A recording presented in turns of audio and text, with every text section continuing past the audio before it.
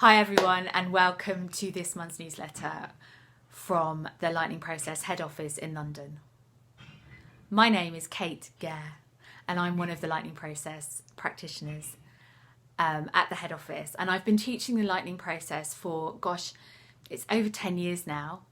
And I'm really pleased to be bringing you this newsletter today because actually I've been on sabbatical for a year and this is my first newsletter for a while.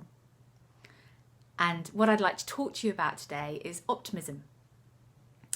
And a recent study has been published in the last week or so that has found that people who are in the most optimistic group have a lifespan that is 11 to 15% higher than those in the least optimistic group. And that those people in the most optimistic group are significantly more likely to reach the age of 85 or over than those in the least optimistic group. And I find this really exciting. And one of the main reason I find it really exciting is because what we know about optimism is that you can learn how to become more optimistic. It is a skill. And sure, there are people who might be naturally more optimistic, but through repetition and through the right actions, you can learn to become that way too. So what I'd like to do during this newsletter is to give you 3 hints and tips on the things that you can shift and you can change and you can do more of or less of in your life to become more optimistic. So number 1 is your internal narrative. This is about the way that you talk to yourself, the way that you communicate with yourself. And if you are someone who naturally catastrophizes, so you find yourself going into a situation and you automatically assume that the worst outcome will happen, you can learn how to become a coach. There are simple coaching techniques that you can use to stop that and to change your pattern, to interrupt your pattern and change your pattern.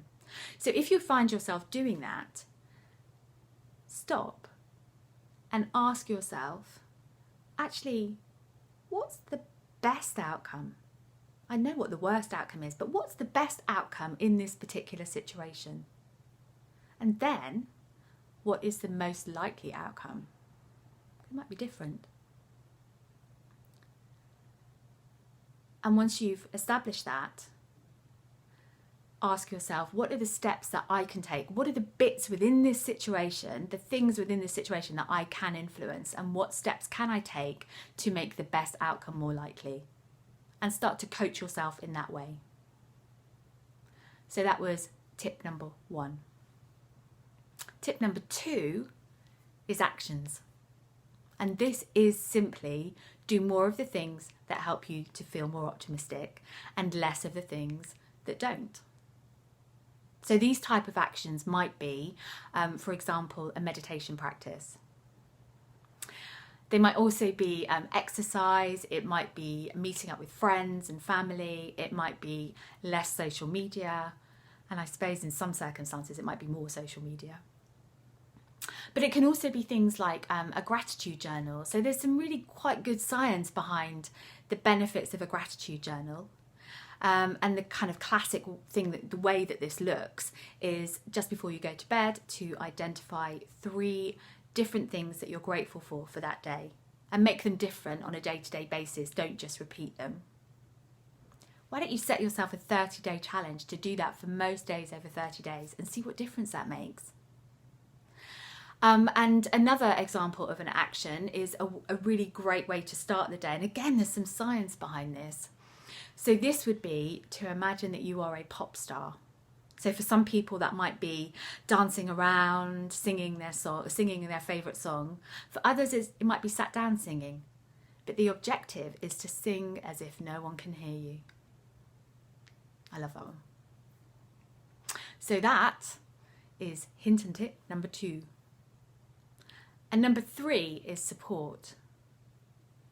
So have a look around your life and in your world and see, who do you know that is optimistic? Who do you know that has that positive outlook? And see them more, connect with them more, Feed off their energy, off their positive energy. So that was hint and tip number 3. I said I was going to do 3, didn't I? But actually I'm going to give you a bonus one. So this is number 4. And this is for people who have learned the lightning process. Do more lightning process. Unsurprisingly, that's going to be my suggestion. Do a really powerful brain rehearsal in the morning that sets your intention for the day of how optimistic you want your day to be. If you have a particular event coming up, do brain rehearsal for that event, so you prepare for how you want to show up at that event, how you want to feel during that event, and also how you want to feel afterwards as well. So 4 hints and tips about how to transform pessimism into optimism, and I'd really like to invite you to identify 1 or 2 actions that you can take today that will make a difference. And even if you are someone that considers yourself to be really optimistic, why not become more optimistic? Also, if you need extra support in this, if you're struggling with this and you want extra support, that's what we're here for. Reach out. There'll be a link at the bottom or the side or the top or wherever the link is to the abstract research study. So feel free to have a look through that.